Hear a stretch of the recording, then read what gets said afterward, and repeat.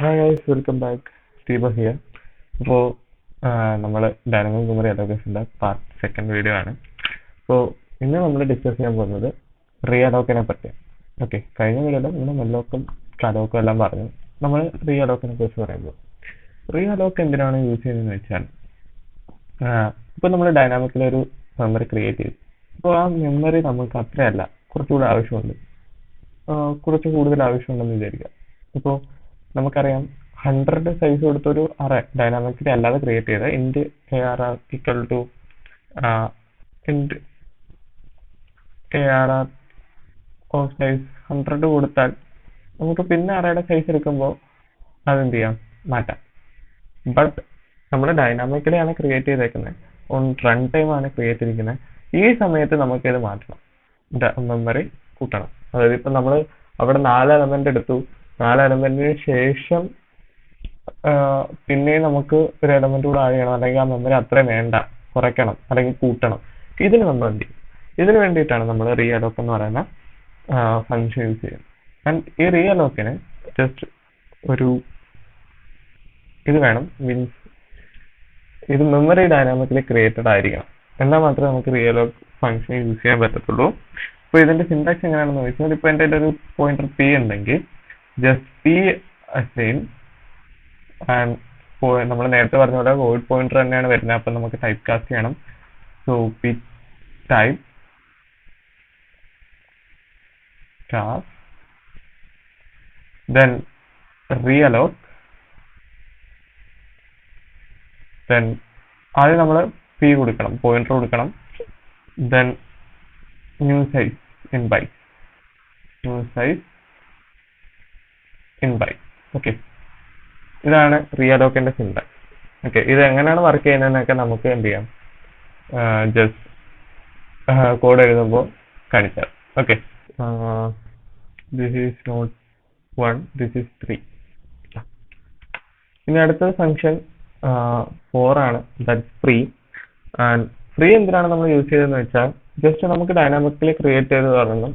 And I want to clear or free allocate memory free ആക്കണമെങ്കിൽ നമ്മൾ use ചെയ്യുന്ന ഒരു ഫംഗ്ഷനാണ് ഫ്രീ എന്ന് പറയുന്നത്.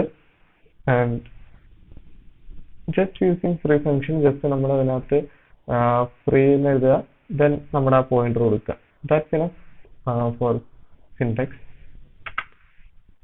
ജസ്റ്റ് ഫ്രീ എന്ന് കൊടുക്കുക, ദെൻ പോയിന്റർ കൊടുക്കുക.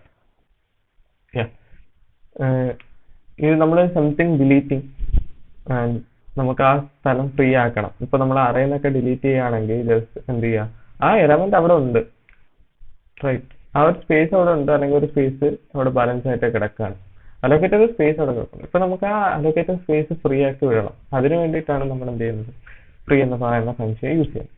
നമുക്ക് ഇതിന്റെ കോഡ് ഒന്ന് എഴുതി നോക്കാം. ഇപ്പൊ നമ്മൾ നേരത്തെ മലോക്ക് വെച്ച് എഴുതി, അത് കഴിഞ്ഞിട്ട് കാലോക്ക് വെച്ച് എഴുതി. ഞാൻ ഈ കാലോക്ക് വെച്ച് എഴുതിയ സംഭവം തന്നെ ഞാൻ എന്ത് ചെയ്യാൻ പോവാന്ന് വെച്ചാൽ, ജസ്റ്റ് നമ്മൾ പുതിയൊരു സൈസ് വാങ്ങിയിട്ട് ചെയ്യാൻ പോവാം. എം പുതിയ സൈസ് ആണ്. And just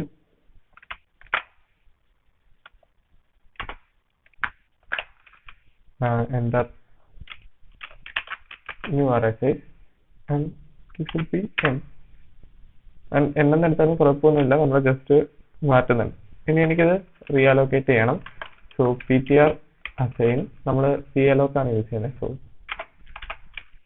use of realloc, ptr assign, നമ്മൾ ഫസ്റ്റ് ടൈപ്പ് കാസ്റ്റ് ചെയ്യണം. സോ ഇൻറ്റ് സ്റ്റാർ, ഇൻറ്റിജർ ആണ് എൻ്റെ പോയിന്റ്, ഇൻറ്റിജർ ആണ് എൻ്റെ പോയിന്റർ.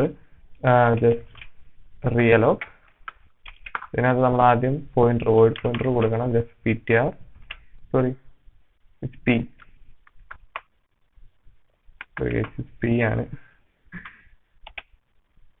നമ്മുടെ new size, that is m into size of m. അപ്പോൾ നമുക്ക് അറേ ക്രിയേറ്റ് ആവും. ജസ്റ്റ് പ്രീവിയസ് പോലെ നമ്മൾ അറേ എടുക്കുന്നു. ഓക്കെ, നമുക്ക് ജസ്റ്റ് ഇതൊന്ന് റൺ ചെയ്ത് നോക്കാം. അറേ സൈസ് ഫസ്റ്റ് ഞാൻ 2 കൊടുത്തു, 1 2 ഇനി അടുത്ത എലമെന്റ് വേണമെന്ന് വെച്ചാൽ I want to create 5 elements 1 2 3 sorry നമ്മളവിടെ n ആണ് കൊടുത്തേക്കുന്നത്. ഇവിടെ നമ്മൾ മാറ്റണം, m ആക്കണം. To do that, just clear. First നമുക്ക് 4 എലമെന്റ് എടുക്കാം. just 1 2 3 4 and just എനിക്കൊരു എലമെന്റ് മതി 1. exit ആയി. and then again just 2 elements 1 2. ഇനി എനിക്കൊരു 6 elements വെക്കണം 1 2 3 3 4 5. എനിക്കതും പറ്റും. അപ്പോൾ ഡൈനാമിക്കലി അറേ അലോക്കേറ്റഡ് സൈസ് നമുക്ക് ചേഞ്ച് ചെയ്യണം. അതിന് വേണ്ടിയിട്ടാണ് നമ്മൾ റീഅലോക്ക് എന്ന് പറയുന്ന ഫംഗ്ഷൻ യൂസ് ചെയ്യുന്നത്. ഇനി ജസ്റ്റ് എനിക്ക് അലോക്കേറ്റഡ് സ്പേസ് ഫ്രീ ആക്കി വെക്കണം. അതിനു വേണ്ടി ഇപ്പോഴും നല്ലൊരു പ്രാക്ടീസ് ആണ് നമ്മുടെ allocated memory end of the program free ആക്കുന്നത്. ഓക്കെ, ചുമ്മാ ഒരു ഗാർബേജ് വരച്ച് ക്ലോസ് ചെയ്യുന്നത് നല്ലതും ജസ്റ്റ് ഫ്രീ ആക്കി വിടുന്നത് നല്ലതാണ്.